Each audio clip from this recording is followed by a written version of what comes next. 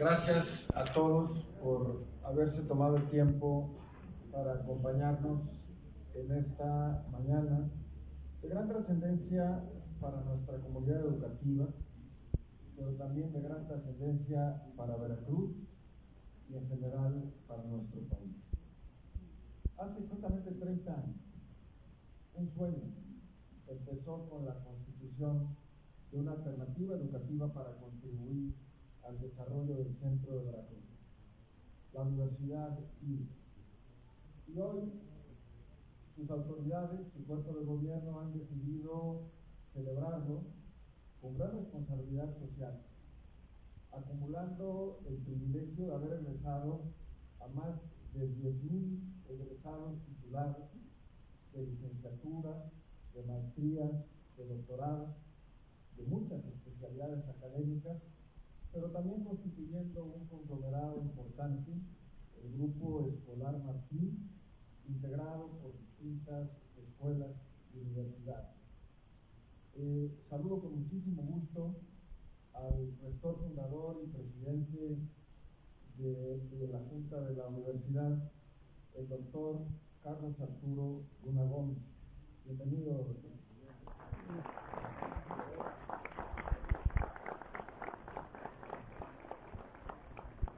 Es un gran privilegio que mucho nos significa la presencia aquí de tres distinguidísimos y queridos ex-rectores de la Universidad Veracruzana, la doctora Sara Ladrón de Guevara, el doctor Víctor Arredondo Álvarez y el doctor Raúl Arias Colín. Muy bienvenidos.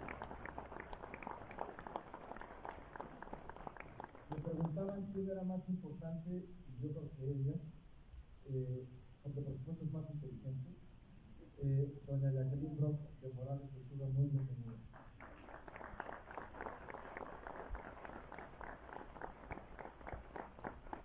Saludo con muchísimo gusto a Patricia Ortega Pardo, no voy a narrar toda su película, a la doctora Joselina Álvarez Fonseca, quien es directora del posgrado del Grupo Escolar Martín, muy bienvenida.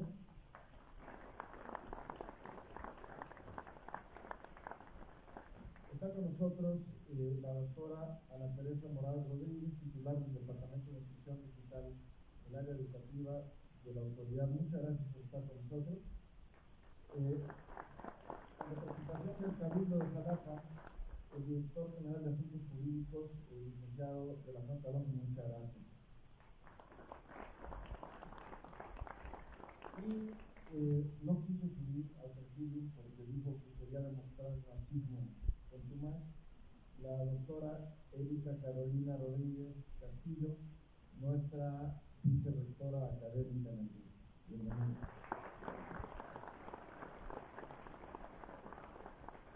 No terminaría yo de citar a todos los distinguidísimos académicos, amigos, profesionales del derecho, docentes, y tampoco a los estudiantes que se han dado cita para escuchar a quien sin lugar a dudas es uno de los más connotados, prestigiados abogados de este país, con más de 50 años en la práctica del ejercicio notarial y muchas cosas más de las que ya conocemos y si no conoceremos ahora, el doctor Ignacio Morales de Chuga, quien gentilmente accedió a dar la lección inaugural de esta cátedra que hoy se funda. Bienvenido, Nacho.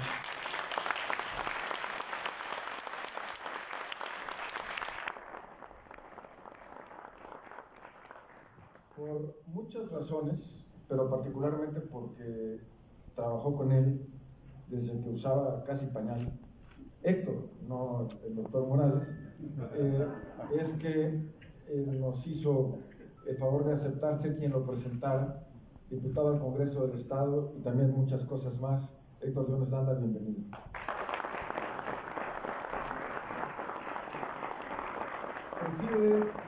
Preside esta conferencia el rector del grupo, nuestro jefe, el doctor Carlos Arturo Luna Gómez, a quien le ruego que por favor inicie en esta semana.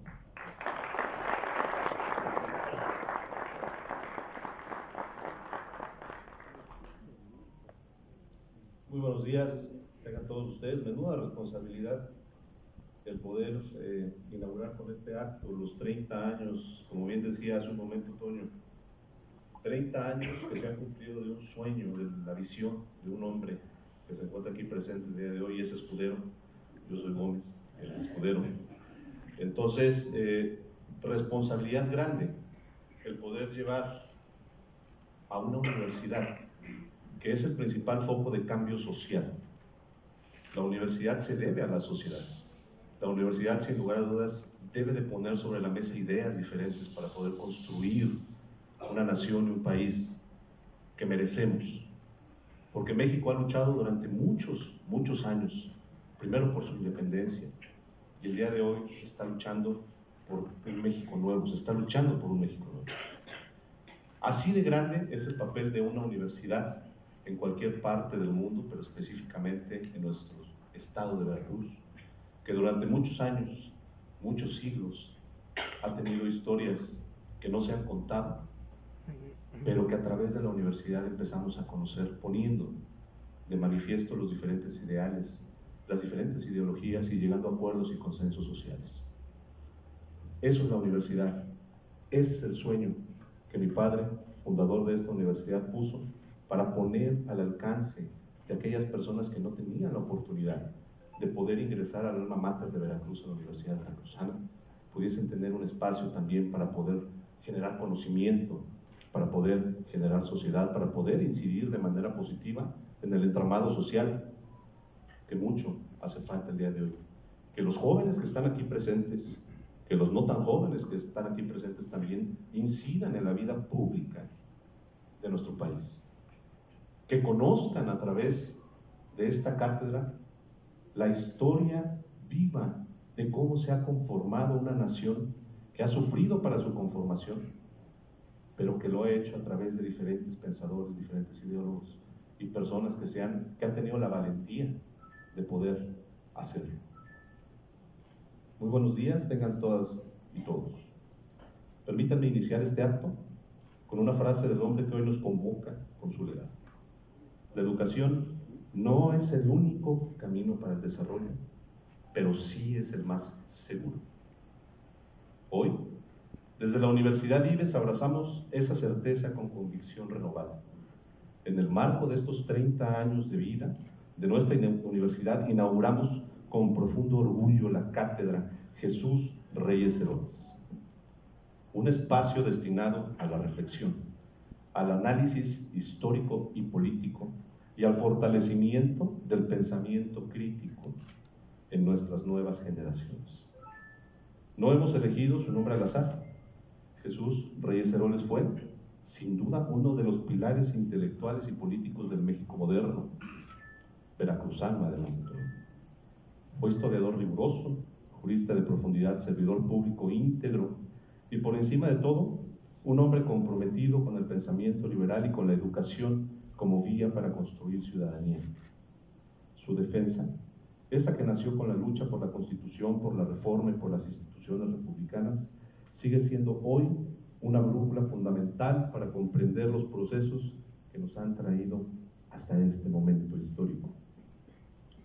En la Universidad Ives creemos que no hay futuro posible sin memoria, y por ello la Cátedra Jesús Reyes Heroles nace con un propósito claro: formar generaciones que entiendan cómo se ha construido el Estado mexicano, que conozcan sus raíces, sus luchas, sus tensiones, y que a partir de ese momento, de ahí, de este conocimiento, participen activamente en la vida pública y democrática de nuestro país.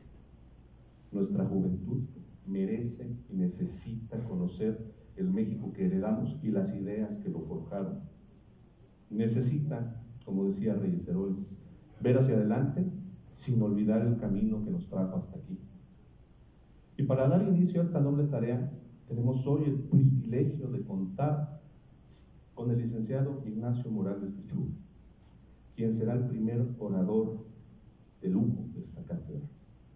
Su brillante trayectoria como jurista, diplomático, académico y servidor público, tanto en México como en el extranjero, representa los más altos valores del compromiso institucional, del Estado de Derecho y del pensamiento jurídico nacional.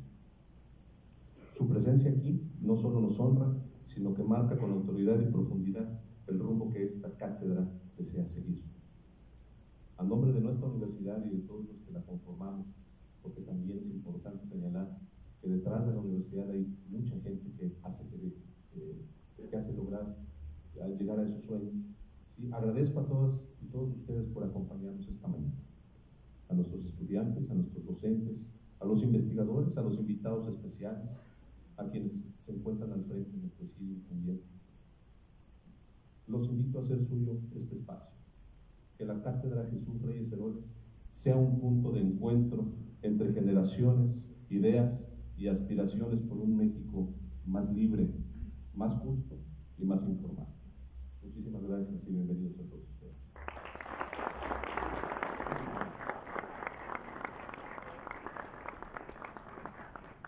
Muchas gracias, doctor Luna Gómez. ¿Por qué Jesús Reyes Heroles? Murió hace exactamente 40 años. Recién en abril se celebró el 40º aniversario de su fallecimiento. ¿Qué significación tuvo este hombre en la vida de México y por qué honrarlo y traerlo a recuerdo en este momento? Bueno, pues nadie mejor que un economista que gusta de la historia, pero que además le sabe a lo que es la vida institucional. Además de exrector de la Universidad Veracruzana, Raúl Arias Lobillo es presidente del Consejo Académico del Grupo Escolar Martí, particularmente de la Universidad IBES, y nos hará el favor de presentar la semblanza de vida de Jesús Reyes Heroles.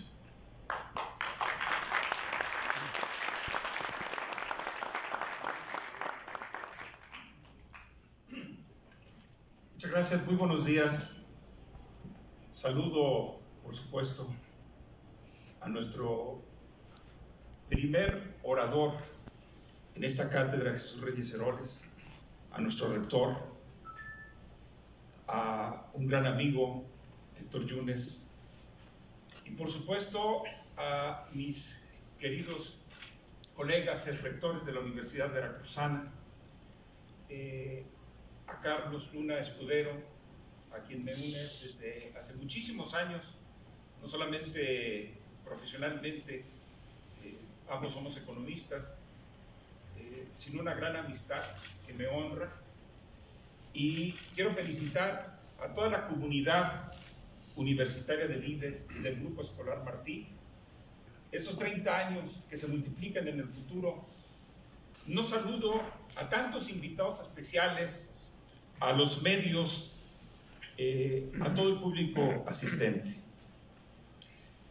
Jesús Reyes Heroles, pensador universal y gran mexicano, nació en 1921 en la ciudad de Tuxpan, Veracruz. Intentar siquiera un esbozo de la personalidad de este tuxpeño ejemplar correría el riesgo de dejar fuera muchos de sus numerosos méritos de pensador, historiador, jurista, político, educador. Recordemos al menos que en 1939 comenzó sus estudios de Derecho en la Universidad Nacional Autónoma de México y que, nada extraño en una inteligencia política precoz, ese mismo año fue nombrado secretario de Carlos Zapata Vela, destacado dirigente del Partido de la Revolución Mexicana, el antecedente inmediato del PRI. Fue, asimismo, designado secretario general del Instituto Mexicano del Libro de 1949 a 1953. En 1968 fue nombrado miembro de la Academia Mexicana de la Historia y en 1969 ingresó en la Real Academia de la Historia de Madrid.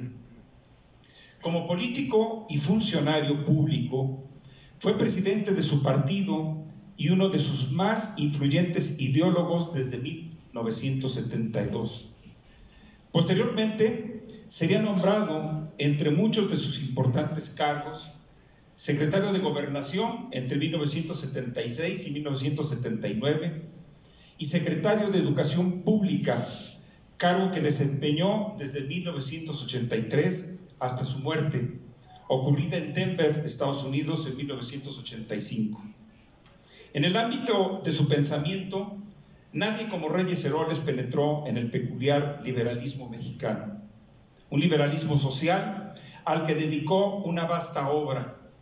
En ella se estudia desde la recepción mexicana de las ideas liberales europeas, la euforia constitucional de 1820 y los diversos aspectos de las labores legislativas de 1822 a 1824, así como las luchas, los triunfos y las derrotas que mantuvieron al país fluctuando por un largo periodo entre el orden colonial y el orden secularizante, moderno, laico, que tanto influyó en el pensamiento y en la práctica del político activo que Reyes Heroles llevaba adentro.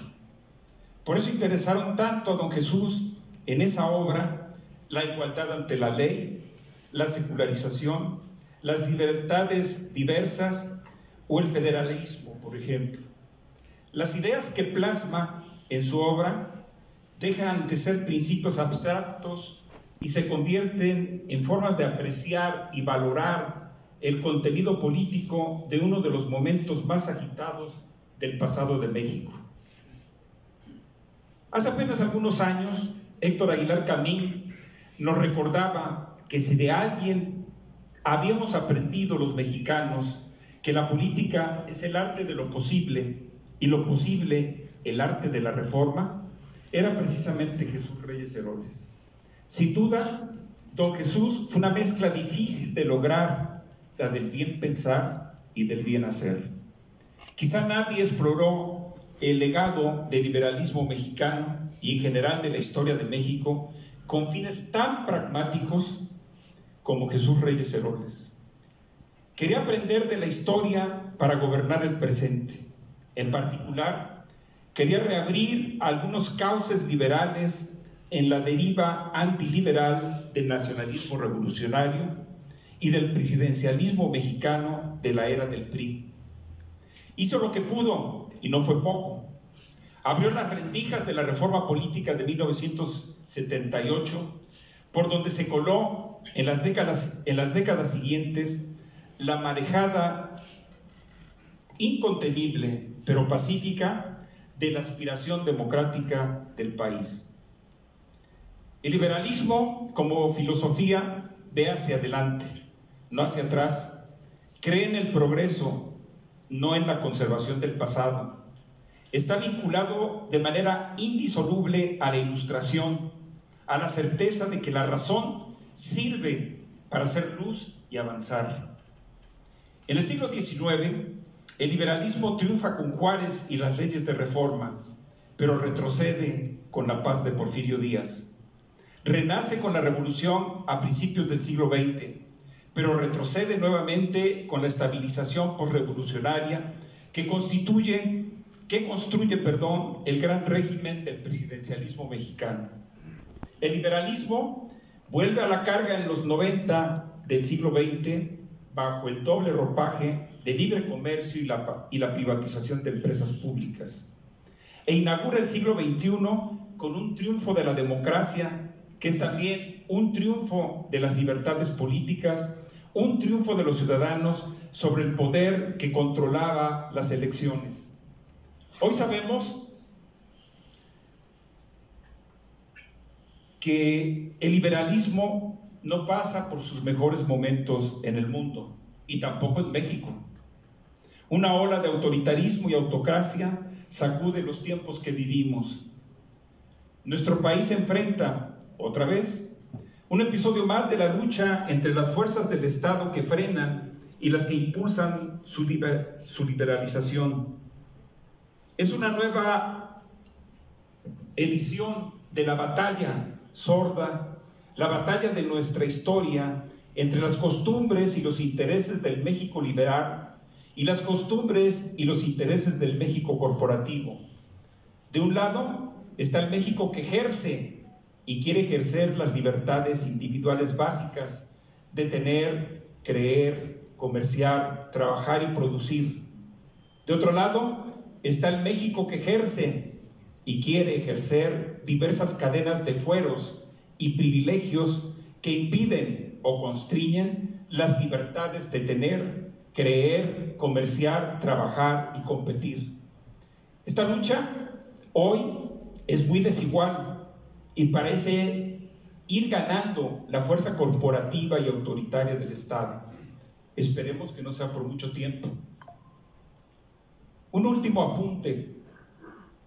El mayor obstáculo para la liberalización de la vida pública mexicana hoy no reside en un partido político y sus aliados. También reside de manera muy importante en la cultura política mayoritaria del país. En muchos sentidos, los mexicanos siguen mirando al Estado como el lugar de donde pueden venir favores y concesiones. La tradición del paternalismo y del subsidio estatal han dejado huella profunda en los hábitos ciudadanos, inclinándolos en su relación con el gobierno hacia una actitud peticionaria. Ha sido una larga y eficaz pedagogía, sin duda, que en los últimos años alcanza sus mayores frutos con el gobierno actual. Por lo pronto, hoy escuchemos y aprendamos de otro ilustre veracruzano también tuxpeño, don Ignacio Morales Lechuga, uno de los hombres que conocen con mayor profundidad el pensamiento singular de don Jesús Reyes Heroles. La Universidad Ives, la comunidad del Grupo Escolar Martí, se sienten satisfechas y agradecidas por su presencia, que con toda seguridad dejará frutos culturales inestimables a su comunidad y a los veracruzanos en general. Muchas gracias.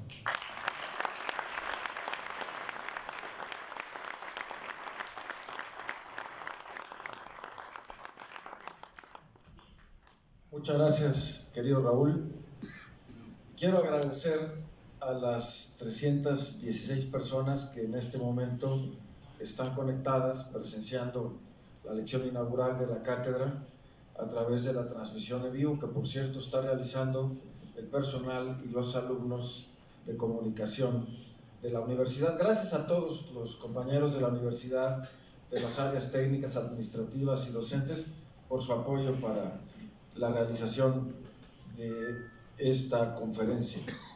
Quiero darle la palabra al diputado Héctor Yunes Landa, quien, como había yo anticipado, nos hará el favor de presentar al primer leccionario de hoy.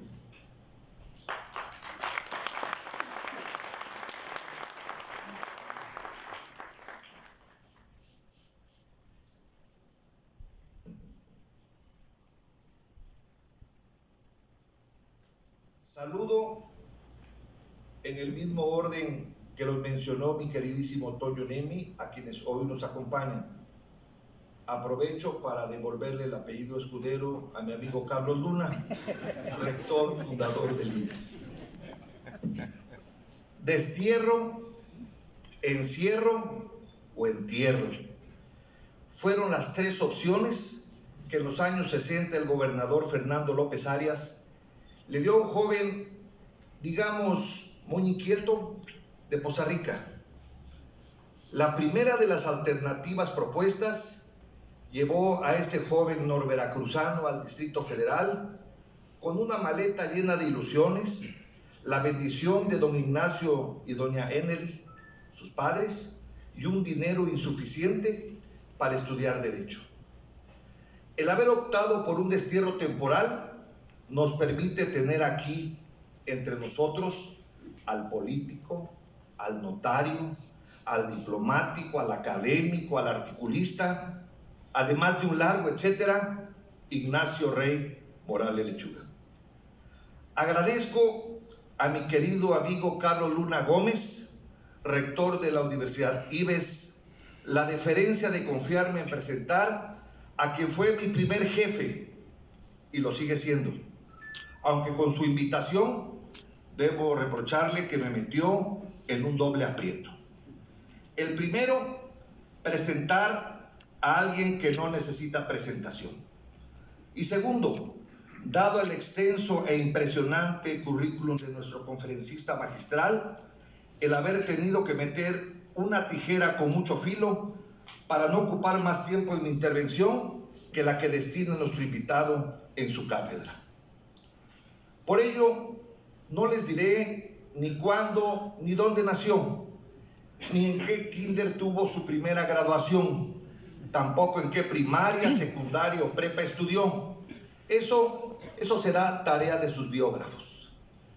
Para mí hoy es un privilegio, con todo lo que esta palabra encierra, presentar esta mañana a mi muy querido maestro Ignacio Rey Morales Lechuga en esta sesión inaugural de la Cátedra Jesús Reyes Heroles que imparte la Universidad Ives de Jalapa. Distintos en tiempo y circunstancia, Reyes, Heroles y Morales Lechuga son dos veracruzanos excepcionales que han llevado el nombre de Veracruz más allá de sus fronteras y son referente internacional de la riqueza del pensamiento político de los veracruzanos, tan ausente en estos días. En el caso de Ignacio Morales Lechuga, estamos ante una de las carreras políticas, jurídicas y académicas más completas que un mexicano pueda presumir. En particular, nuestro catedrático de hoy es considerado por los más destacados especialistas en Derecho como el mejor abogado de México. Debo decir, en el mejor de los sentidos, que Ignacio Morales Lechuga es un hombre apasionado y que son 4 pasiones las que han consumido su existencia: su familia, la política, el derecho y la academia. El orden de su preferencia entre la política, el derecho y la academia no se las podría yo definir, pero quienes me consta no compiten con sus demás pasiones son Jackie, su excepcional esposa, a quien él mismo ha definido como la piedra angular de su vida, pero al mismo tiempo como su mayor crítica. Y desde luego sus hijos, en particular Marifer, su consentida, quien junto con Andrea, su yerno, hace poco más de medio año les dieron a Jackie y a Liceo Morales Lechuga el más pequeño de sus nietos, Federico. El personaje que hoy nos convoca ha peleado en prácticamente todas las arenas de la política, el derecho, la academia y el notariado, y en todas ha alcanzado logros contundentes. ¿Qué ha sido? Todos lo sabemos: Procurador General de Justicia del entonces Departamento del Distrito Federal, Procurador General de la República, Embajador de México en Francia, por cuyo desempeño, por cierto, fue reconocido con la condecoración de oficial de la Legión de Honor francesa. En el ámbito académico es, sin duda, la figura más emblemática de la Escuela Libre de Derecho, de la que es egresado y de la que fue rector. Y por si faltara algo a su extraordinaria trayectoria, es uno de los editorialistas más destacados del periódico El Universal y comentarista de distintos medios de radio y de televisión. Es literalmente de los que se quitan la camisa para dársela a otro. La anécdota que lo confirma proviene de aquel encuentro casual en un helado día de París de nuestro invitado con 2 entonces jóvenes veracruzanos, Manolo Cáliz y Kiko Guerrero, becarios veracruzanos, estudiantes de la Sorbona de París, en el que el embajador Morales Lechuga, al observar lo desabrigado de uno de ellos, se quitó el abrigo y se lo obsequió a uno de ellos. Es Morales Lechuga, como dicen en Soledad de Doblado, y lo refiero con el afecto que nos une, una iguana muy apedreada. Con el afecto que nos une, claro. Me quito el golpe. A pesar del breve tiempo que sirvió al gobierno de Veracruz, su paso por la administración pública lo coloca en la memoria de los veracruzanos como uno de los mejores servidores públicos que ha tenido nuestro estado.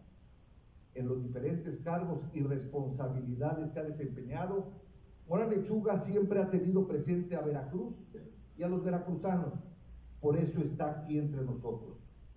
Morales Lechuga no solo es un veracruzano ejemplar, es también uno de los mexicanos más destacados de su generación. Sea usted bienvenido a su casa, querido jefe, compadre y maestro. Muchas gracias.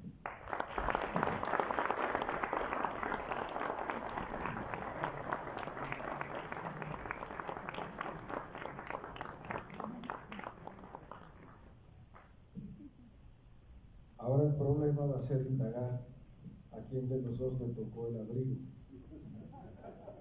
Sin más preámbulo, bueno, tengo que decir que acaba de presentar su examen de grado para ser doctor en la Universidad Nacional Autónoma de México. Ya tiene el título de aspirante al doctorado y pues bueno, tengo que decir lo que es. Doctor, esta es su casa, bienvenido. ¿Prefiere desde allá? Bienvenido, doctor Ignacio Morales Lechuga.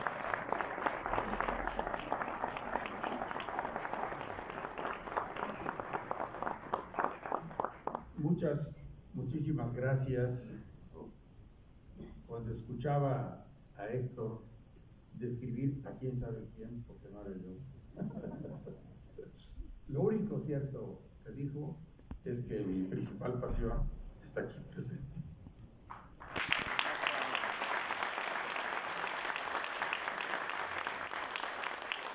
Quiero agradecer la invitación para participar con ustedes en esta primera cátedra, especialmente al rector fundador y al rector en ejercicio, que de alguna manera me han honrado para esta tarea, sin tomar en consideración que hay otros candidatos con mucho más méritos que los que yo tengo para hablar y expresar pensamientos de don Jesús Reyes Heroles. Agradezco un auditorio tan distinguido que quisiera pedir que pusieran la luz, porque me inspira a ver sus rostros exactamente, y por otra parte no solamente me inspira, me motiva, me ayuda a entender lo que estoy haciendo. Muchas gracias. Hace rato escuchaba las frases de don Jesús Reyes Heroles y fue un auténtico formulador de frases que no se olvidan. Toño, como estoy medio influyente, ven, siéntate por favor. Me quedé pensando hace rato dónde se fue Toño. Pero quiero decirles que esta de las frases que él pronunció, yo me quedaría con una de gran actualidad. El presidente propone y el Congreso y la ley dispone. Es decir, una frase aparentemente sencilla que refleja la estatura que debe tener el presidencialismo en una república democrática donde exista la división y en su caso hasta la separación de poderes. Ese era don Jesús Reyes Heroles en plena etapa del presidencialismo, yo llamaría a ultranza, es decir, que como bien nos explicó efectivamente, entre la herencia de don Porfirio y la época postrevolucionaria, el presidente fue dotado de facultades tal vez más allá de las que requería y más allá de las que nosotros como ciudadanos merecíamos. Hoy precisamente platicaba en el desayuno sobre una serie de sentencias y demandas a través del Tribunal Electoral y a través de tribunales locales en contra de ciudadanos que han ejercido crítica contra algunos políticos, y ejercer crítica es parte de nuestro derecho, es la única defensa que tenemos como ciudadanos.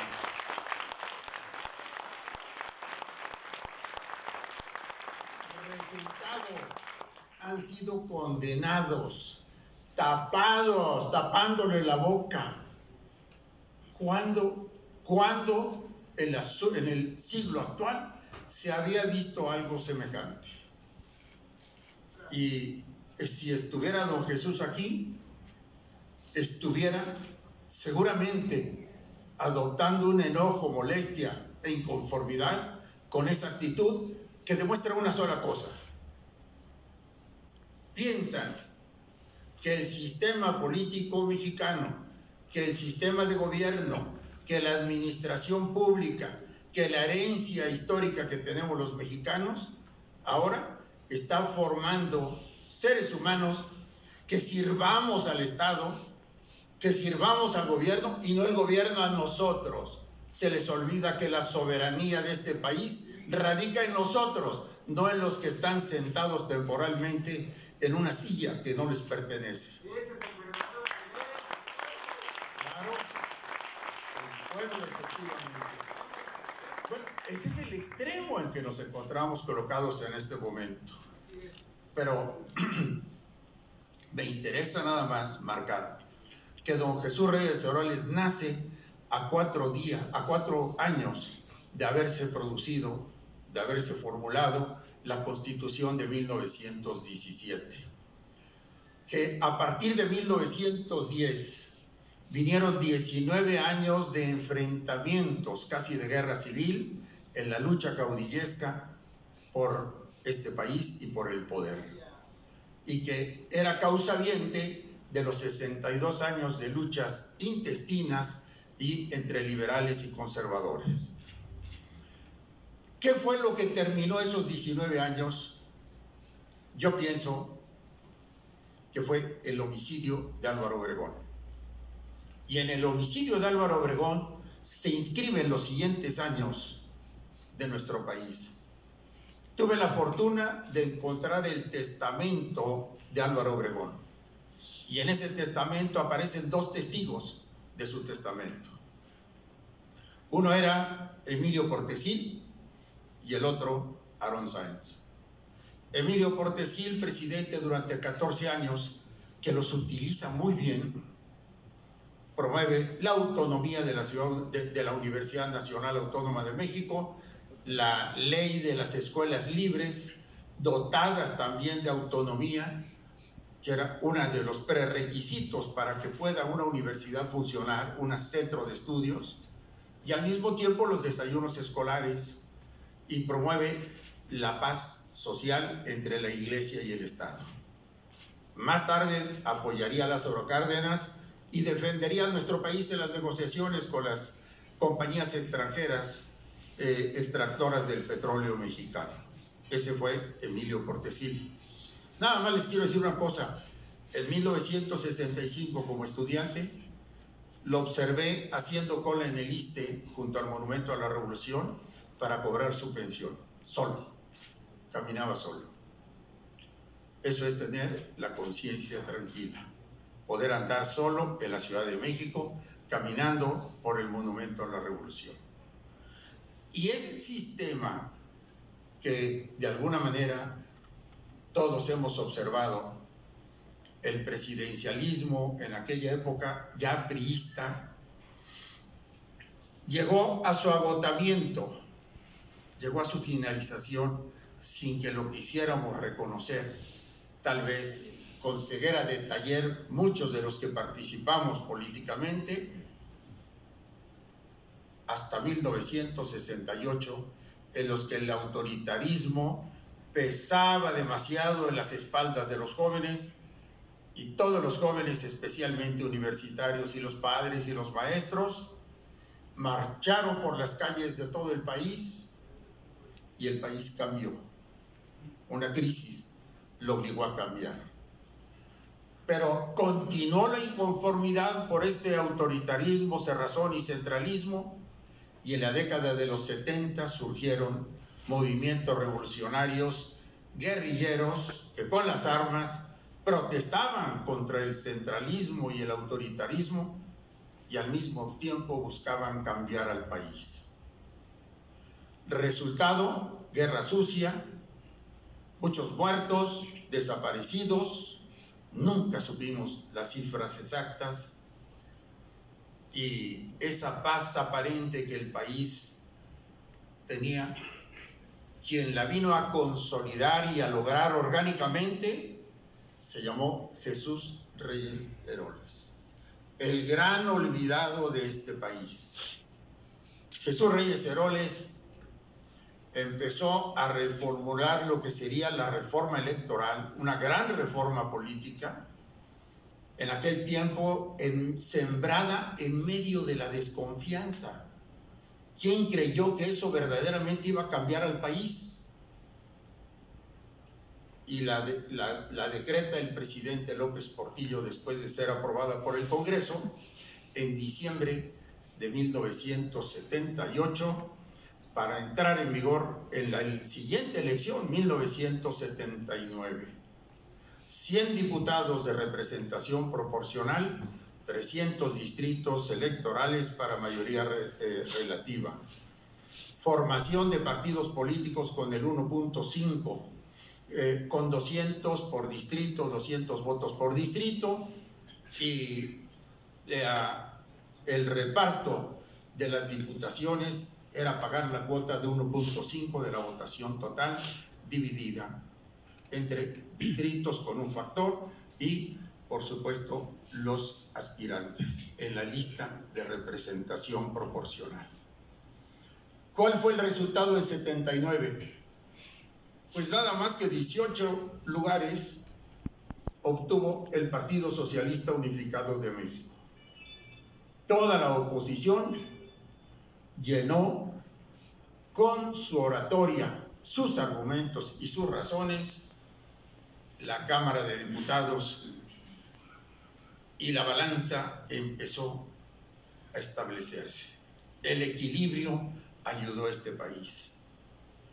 Ya el presidente empezó a tener un freno en la Cámara de Diputados, y en los debates en los que participaban hombres como Heberto Castillo,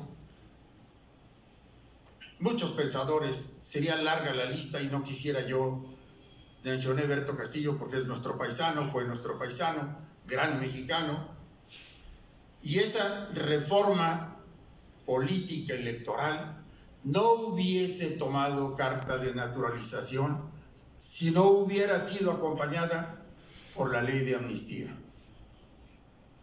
La ley de amnistía tuvo la virtud, como casi todas las leyes de amnistía, de anular las averiguaciones previas, los juicios, y extinguir las penas privativas de libertad.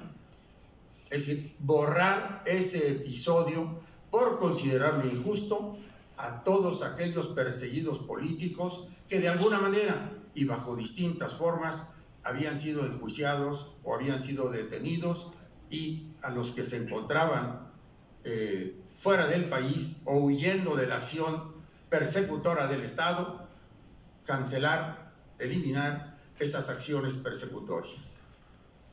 ¿Para qué? Para que pudieran participar políticamente en la vida activa, con toda libertad, sin ningún antecedente que les impidiera también ser candidatos a puestos políticos.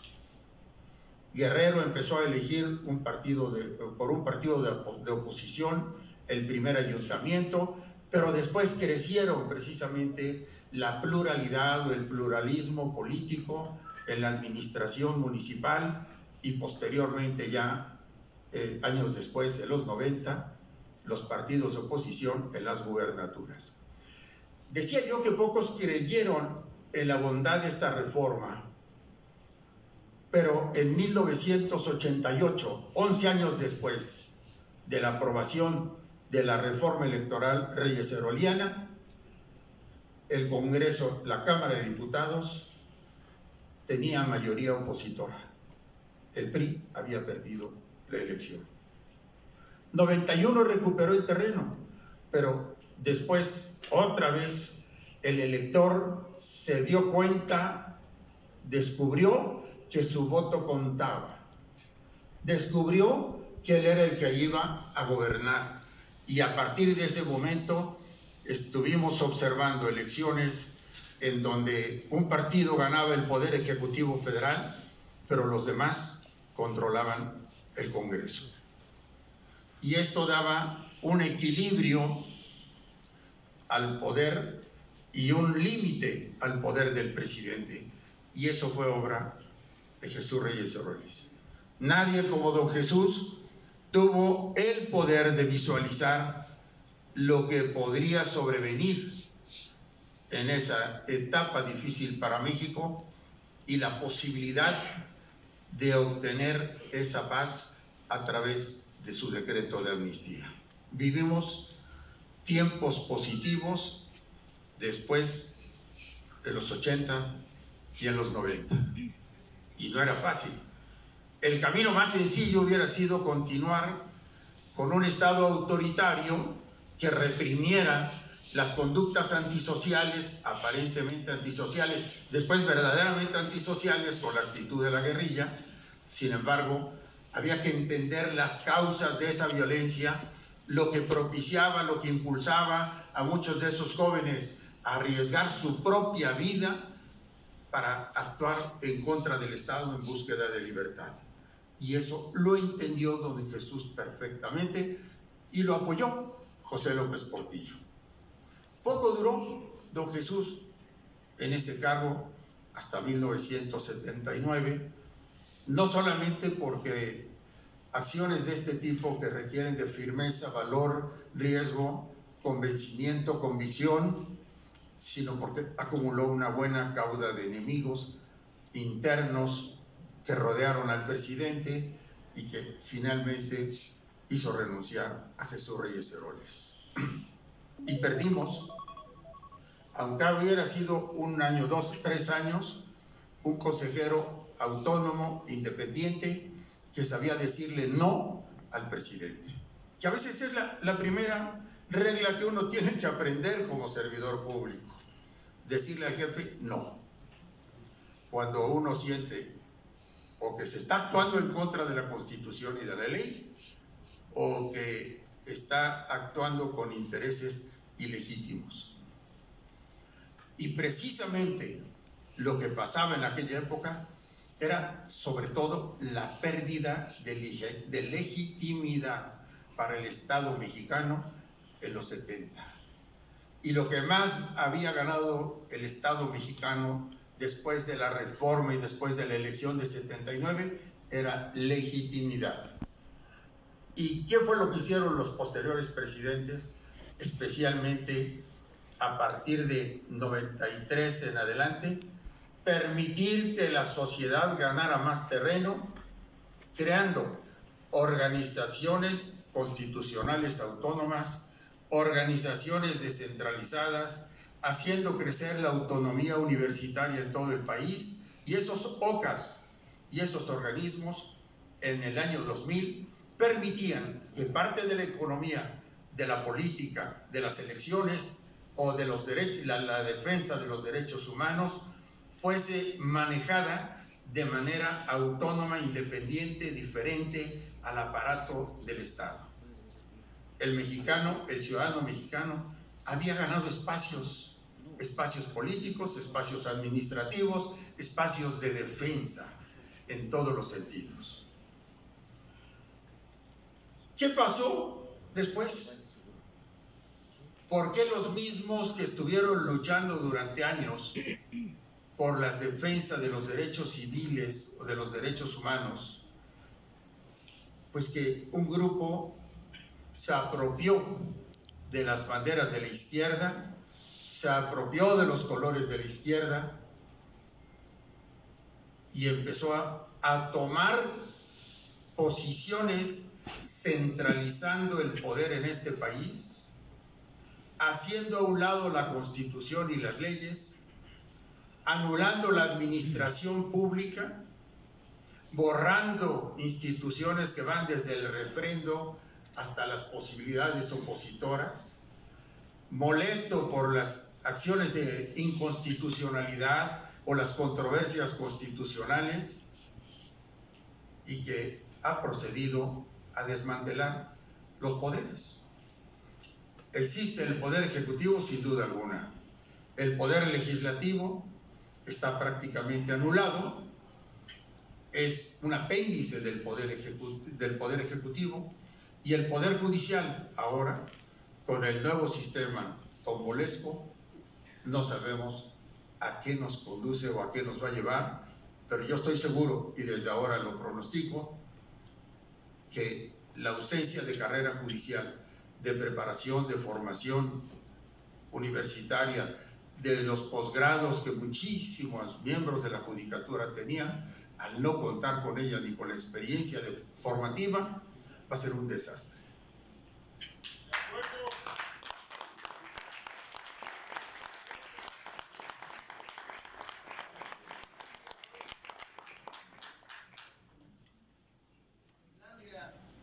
¿Qué necesitamos ahora? Porque es una necesidad de los mexicanos. Necesitamos no regresar al pasado, no. Construir un nuevo pacto federal.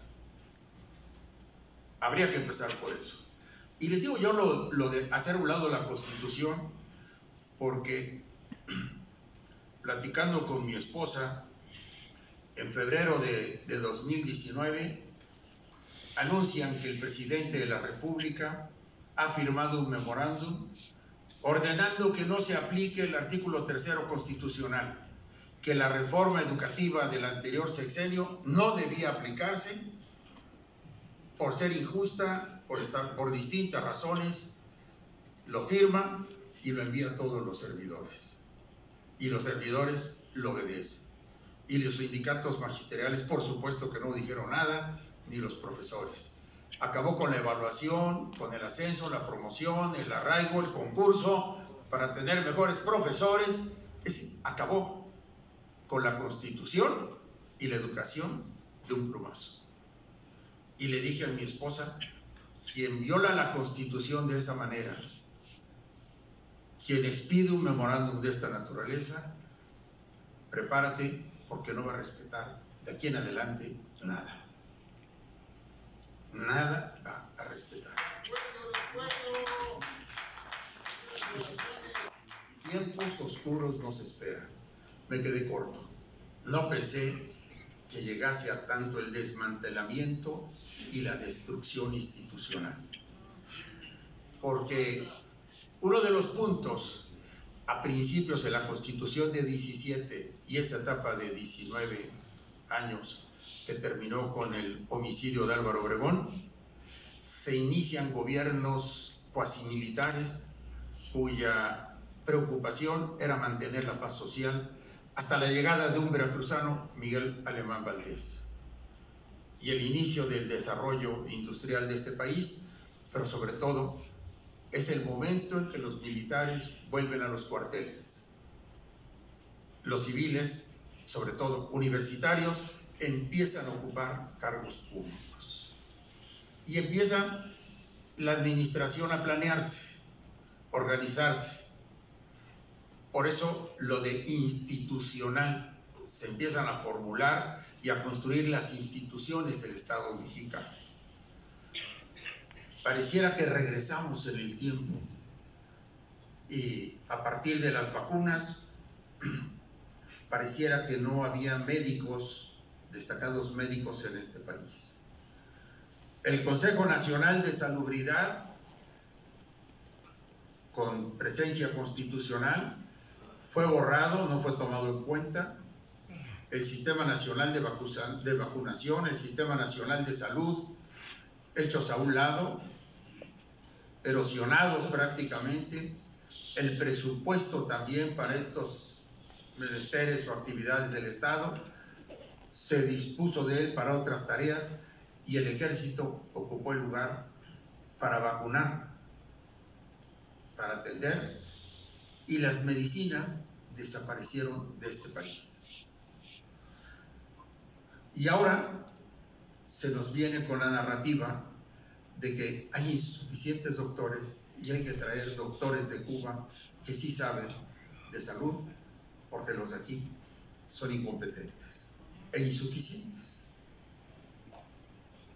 Esa narrativa, que es absoluta y totalmente falsa, si lo hubieran querido sostener, hubieran abierto matrícula universitaria, todas las universidades de la carrera de medicina, para en unos años soportar o resolver la ausencia o la carencia de médicos. Pero no se hizo nada, lo cual quiere decir que en el fondo es falso lo que se está afirmando. Por supuesto. Así que esa narrativa se repite en materia de seguridad, donde no se invirtió absolutamente nada en materia de seguridad pública, municipal, estatal y federal. Más bien se desapareció la institución policial para ser atendida por militares. Y se dejó a los municipios expuestos a la acción de la delincuencia organizada. Y al mismo tiempo que se estaban llevando a cabo obras faraónicas innecesarias y los problemas sociales crecían, al mismo tiempo que eso ocurría, empezaron a desaparecer de facto la obligación de informar, la obligación de transparentarse, el acceso a la información y la rendición de cuentas. Saco todo esto a colación nada más como una muestra de los tiempos que vivimos, para decirles que la orientación que empezó, la ruta que el país había tomado con don Jesús Reyes Heroles, hoy anda por otro lado completamente diferente, una ruta regresiva, una ruta autoritaria, concentradora de poder en la presidencia de la República, y lamentablemente no contamos con un poder como el Poder Judicial que podría corregir al Poder Legislativo y al Poder Ejecutivo, o bien amparar a los mexicanos en contra de los excesos cometidos por el Poder Ejecutivo. Yo creo que tenemos marcado en el partido en el poder un rumbo autocrático autoritario. No se desapega en mucho del camino venezolano o del camino de Urbán en Hungría o de otros caminos, inclusive de Estados Unidos con Trump y otros de África y de Europa del Este. ¿Y qué es lo que podríamos calificar en todo este rumbo que están siguiendo? Es gobiernos que han llegado gracias a la democracia, gracias al liberalismo, gracias a la liberalización comercial y económica y financiera que se abrió en todo el mundo, y han llegado precisamente señalando los defectos que este sistema pudo haber tenido en su transición, calificándolos de neoliberalistas, de un abandono hacia las demandas sociales, de una pobreza que supuestamente había crecido, de un descontento que era absolutamente cierto, de una corrupción que existía pero que ahora se ha multiplicado en todos estos países, y hemos llegado, por supuesto, a un punto de crisis. ¿Por qué? Porque la polarización está presente en todos estos países, y la polarización es un cáncer para los estados y también para las sociedades, pero lo único que puede formarse de la polarización es el descontento, la rebeldía e inclusive la violencia. Y don Jesús Reyes Heroles, vuelvo a don Jesús, y esto tiene que ver con don Jesús, tuvo una virtud. Sus dos decretos a los que me he referido, la amnistía y la reforma electoral, reconciliaron a este país. No eran polarizantes, no eran confrontadores, eran decretos, leyes, pasos buscando la reconciliación nacional. Porque ya a partir de ese momento todos teníamos oportunidad de discutir, de dialogar, de debatir, y había sitios en los que se podía llevar a cabo esto, no solamente en las cámaras, también en las universidades, en las escuelas, Empezamos a disfrutar de libertad y la prensa empezó a tomar su espacio crítico también del lado de la sociedad, sin ser totalmente reprimida, con todos los espacios que ustedes quieran, pero había oportunidades de defensa. Sí, había mañosamente guardado la fábrica del papel, el precio del papel, PIPSA y algunas otras cosas, pero el rumbo inevitable para alcanzar la libertad estaba marcado. Hoy está cancelado. Pero no todo es malo. Yo creo que, y estoy convencido, de que los regímenes autoritarios están destinados a durar poco, a fracasar, por esta polarización, por esta confrontación, por este abandono, y porque obviamente para sostenerse con cierto ambiente de legitimidad, que era una de las preocupaciones fundamentales de don Jesús, usaban la mentira, el engaño, la alteración de los números, jugar con las estadísticas, jugar con las tendencias o formar estas tendencias aprobatorias, por supuesto, pero sin sustento real. Y hoy nos tratan precisamente